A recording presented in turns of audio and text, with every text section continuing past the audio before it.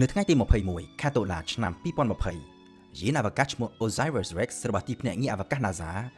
បានចុះទៅដល់ផ្ទៃដីអផ្កាយនៅក្នុងបេសកកម្មជាប្រវត្តិសាស្ត្រមួយ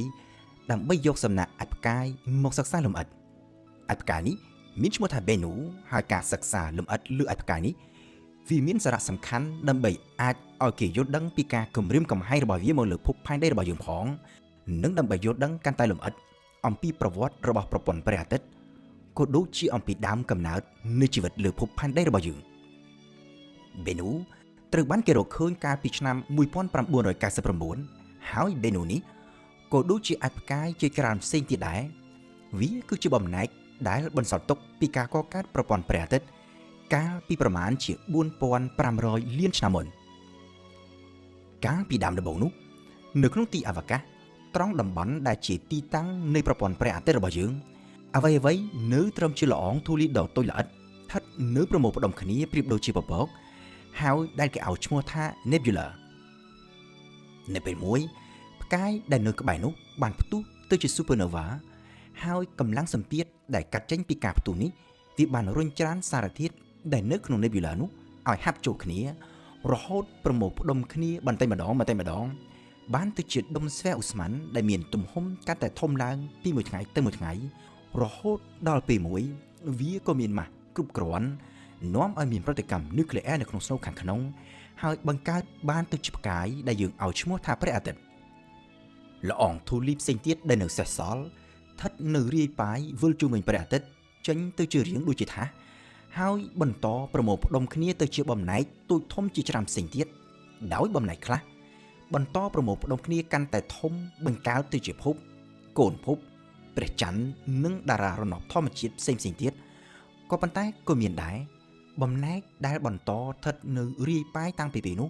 រហូតមកទល់នឹងសប្តាហ៍ថ្ងៃដោយខ្លះគឺជាដុំឧស្ម័ននិងតកកដែលស្ថិតនៅប៉ែកខាងក្រៅប្រព័ន្ធព្រះអាទិត្យហើយដែលម្ដងម្កាលវាមានចលនាចូលមកក្បែរព្រះអាទិត្យធ្វើឲ្យឧស្ម័ននិងតកកនោះត្រូវរលាយទើបជាចំហាយបញ្ចេញពន្លឺដូចជាកន្ទុយពីខាងក្រោយហើយដែលយើងហៅថាផ្កាយដុសកន្ទុយចំណែកឯបំណែកខ្លះទៀតគឺជាបំណែកដុំសិលាដែលយើងហៅថាអាចផ្កាយ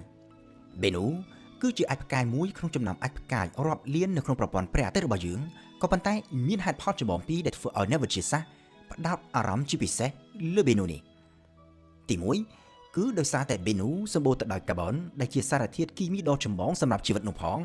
ហើយលើសពីនេះទៅទៀត Bennu មានធាតុផ្សំដែលមានអាយុកាលដ៏ចំណាស់តាំងពីប្រមាណជា4500លានឆ្នាំមុនពោលគឺជាសារធាតុដែលបន្សល់ទុកតាំងពីពេលកកើតប្រព័ន្ធព្រះអាទិត្យបន្តមកទល់នឹងសប្តាហ៍ថ្ងៃដោយមិនមានអ្វីប្រែប្រួលទាំងអស់ដូច្នេះការសិក្សាលម្អិតទៅលើ Bennu គឺអាចឲ្យយើងយល់បានកាន់តែច្បាស់អំពីដើមកំណើតនៃប្រព័ន្ធព្រះអាទិត្យនិងជាពិសេសអំពីដើមកំណើតនៃជីវិតលើភពផែនដីរបស់យើង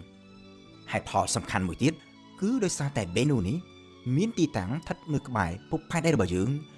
ងាយនឹងធ្វើការសិក្សាបានលម្អិតនោះផងហើយម្យ៉ាងទៀតវាក៏អាចបង្កគ្រោះថ្នាក់ដល់ភពផែនដីរបស់យើងបានផងដែរជាទូទៅអាចផ្កាយភាគច្រើននៅក្នុងប្រព័ន្ធព្រះអាទិត្យរបស់យើងនេះគឺស្ថិតនៅក្នុងតំបន់មួយដែលគេឲ្យឈ្មោះថាខ្សែក្រវ៉ាត់អាចផ្កាយដែលស្ថិតនៅចន្លោះរវាងភពអង្គារនិងភពព្រហស្បតិ៍ក៏ប៉ុន្តែ Bennu គឺខុសពីអាចផ្កាយផ្សេងទៀត Bennu ធ្វើដំណើរវិលជុំវិញព្រះអាទិត្យនៅក្នុងគន្លងមួយដែលចូលមកប៉ែកខាងក្នុងប្រព័ន្ធព្រះអាទិត្យគឺស្ថិតនៅចន្លោះពីភពផែនដីនិងភពអង្គារហើយអាចខិតចូលមកកាន់តែខាងក្នុងរហូតដល់ហួសគន្លងផែនដីគឺចូលរហូតទៅដល់ចន្លោះរវាងផែនដីនិងភពសុក្រ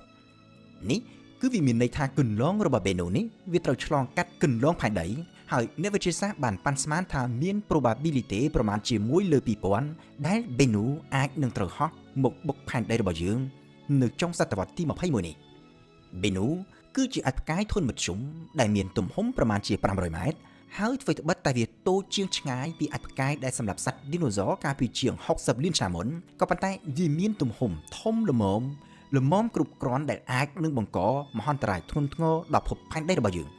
ដែលមើលឃើញលក្ខណៈពិសេសទាំងនេះហើយបានជាទីភ្នាក់ងារ NASA បានបញ្ជូនយានគ្មានមនុស្សបាយឈ្មោះ Osiris Rex ឲ្យទៅសិក្សាលម្អិតពីអាចផ្កាយ Bennu នេះ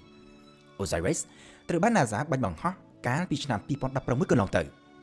ជាង2ឆ្នាំក្រោយការបាញ់បង្ហោះ Osiris ក៏បានធ្វើដំណើរទៅដល់ហើយហោះចូលទៅក្នុងគន្លងតារាវិថីជុំវិញ Bennu រួចហើយចំណាយពេលជិត2ឆ្នាំ សិក្សានិងថតរូបភាពយ៉ាងលម្អិតអំពីសន្តានដីរបស់ Bennu មុននឹងហោះចុះទៅប្រមូលយកសំណាក់ពីលើផ្ទៃដីរបស់ Bennu ដោយផ្ទាល់កាលពីថ្ងៃទី21ខែតុលាកន្លងទៅថ្មីនេះតាមការពិតទៅខុសពីបេសកកម្ម Rosetta របស់ទីភ្នាក់ងារអវកាសអឺរ៉ុបទៅកាន់ផ្កាយដ៏កន្ទុយកាលពីពេលកន្លងទៅ Osiris មិនចុះចតលើ Bennu ក្នុងរយៈពេលយូរនោះទេផ្ទុយទៅវិញគឺគ្រាន់តែចុះទៅប៉ះដីតែប្រមាណជា5ទៅ6វិនាទីតែប៉ុណ្ណោះល្មមត្រឹមតែអាចឲ្យម៉ាស៊ីនបូមយកសំណាក់ពីលើដី Bennu រួចហើយក៏ហោះឡើងមកវិញភ្លាមក្នុងប្រតិបត្តិការដែលគេឲ្យឈ្មោះតាមភាសាអង់គ្លេសថា Touch and Go តាមគម្រោង Osiris ត្រូវប្រមូលយកសំណាក់នៅក្នុងចន្លោះពី60ក្រាមទៅ2គីឡូក្រាមហើយសំណាក់ដែលប្រមូលបានពី Bennu នេះនឹងត្រូវគេបញ្ជូនឲ្យត្រឡប់មកកាន់ផែនដីរបស់យើងវិញនៅចុងឆ្នាំ2023ខាងមុខប្រសិនបើបេសកកម្មនេះពិតជាអាចទទួលជោគជ័យតាមការគ្រោងទុកវាគឺជាលើកទី1ក្នុងប្រវត្តិសាស្ត្រដែលមនុស្សយើងអាចទៅយកសំណាក់ពីឯផ្កាយដោយផ្ទាល់បញ្ជូនមកកាន់ភពផែនដីវិញហើយវាក៏នឹងជាការប្រមូលសំណាក់ពីទីអវកាសដ៏ច្រើនមិនធ្លាប់មានផងដែររាប់ចាប់តាំងពីបេសកកម្ម Apollo ទៅកាន់ព្រះច័ន្ទកាលពីប្រមាណជា50ឆ្នាំមុន